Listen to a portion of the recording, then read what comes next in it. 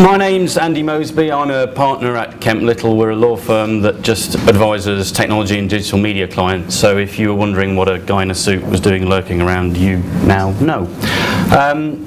What I was going to look at today was really just what happens when your big idea meets the nasty little small print of the Facebook T's and C's.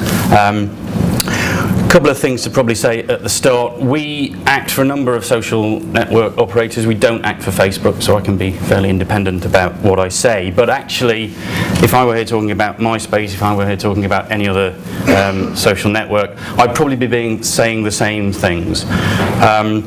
The terms of service that Facebook require you to sign up to are relatively standard for the industry. That's not to say they're not weighted in their favour, but also not always to say that just because they have the rights doesn't necessarily mean that they will use them. It's not in their interest to alienate any of their developers at all. If you make a successful application, then fantastic, they're going to love you for it. So although we're going to have a look at some of the ins and outs of what exactly you're signing up to, a lot of this is more about just making sure that you're aware of the kind of things that you are signing away. There's not going to be a lot that you can actually do about it because you can't really negotiate with Facebook, but at the same time they're probably not going to get into a position where they want to enforce these things against you. They're really there as a fallback position. It's far better for them to actually talk to you about things. So if you look at the terms of service, it really falls down into kind of four categories. The first one is kind of things you know are wrong but you're doing them anyway, and that's the kind of one that will really annoy them. The second one is more about the sort of stuff that you're going to be doing when you develop. There's also provisions in there about what to do if you're promoting your application. And then finally there's kind of the stuff that lurks at the back of the terms of service that you've probably never read, but it's things that you probably should be aware of because they might affect you somewhere down the line. These are the kind of the big ones.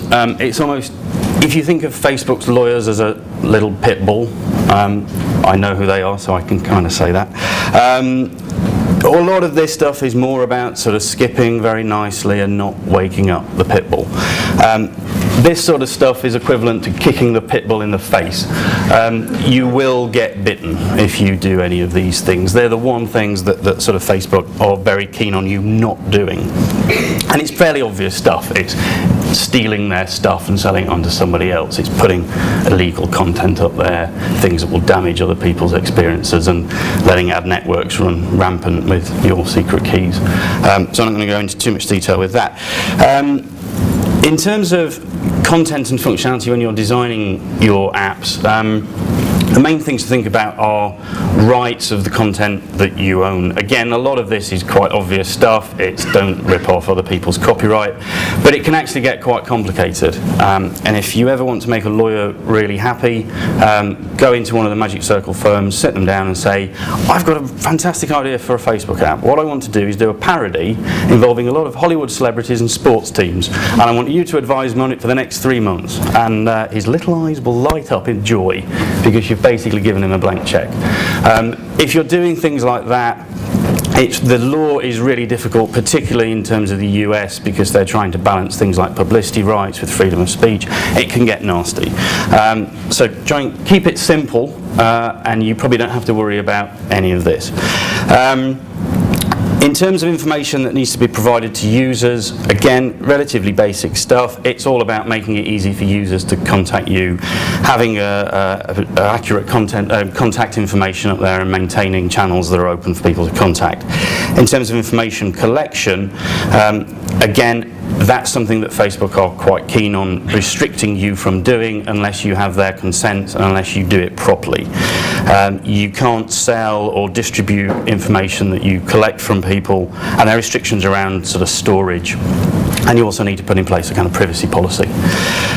There are also certain Facebook terms that you can't use in case they confuse people that you're actually talking about Facebook features rather than your own features. So if you ever mention things like friends, groups, inboxes, messages, Facebook are quite keen that you don't do that without putting the name of your application in front of it, so as to try and identify your app with that feature rather than it's something that is a Facebook feature. Excuse me. We've heard a little bit earlier on about sort of how you respond to user actions, and there are a whole host of restrictions in the terms of service in order to make it easy for people to navigate through the app, to undo functions unless it's clear that it's not something that should be undoable, like making a payment, and also to disconnect from your application ultimately. There are a lot of other things as well that, if you are looking to put them into your app, you then have to go to another page of terms of service and you get flooded with a great wad of information. Alcohol is one of them, though. Really restrictions on if your app contains any reference to alcohol whatsoever. You get into quite complicated territory because you've got to impose demographic restrictions about the type of laws involved in the country where people can actually be accessing your apps. A lot easier just to stay away from that. Advertising, again, comes with its own guidelines. A lot of this is about the type of ad, the content, not making it pop up, not making audio come on as soon as you come onto it. Again, relatively straightforward, but they are quite restrictive.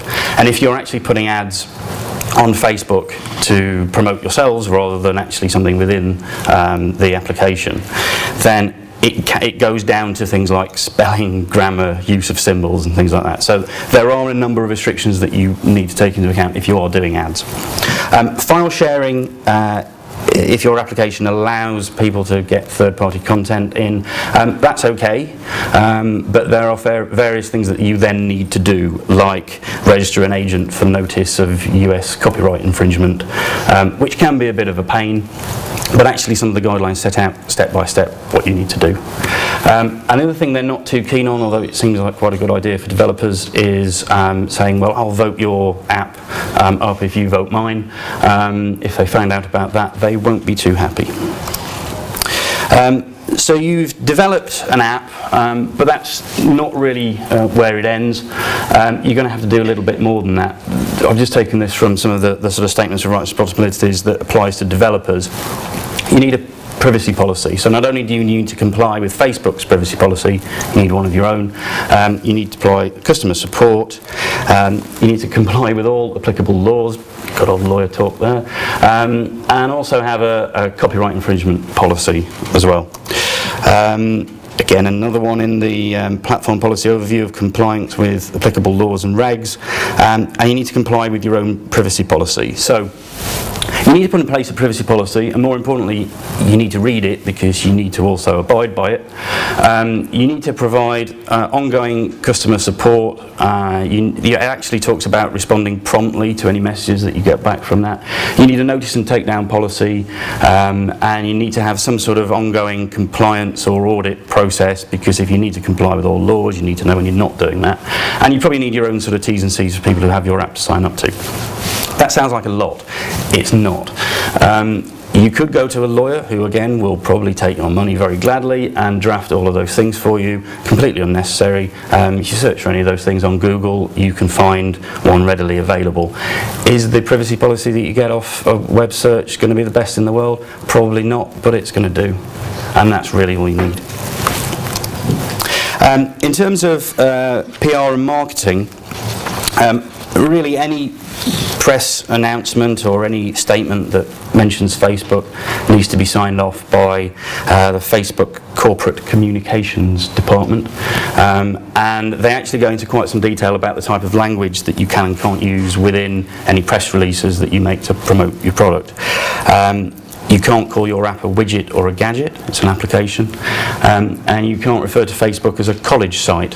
So way to forget your roots, Facebook.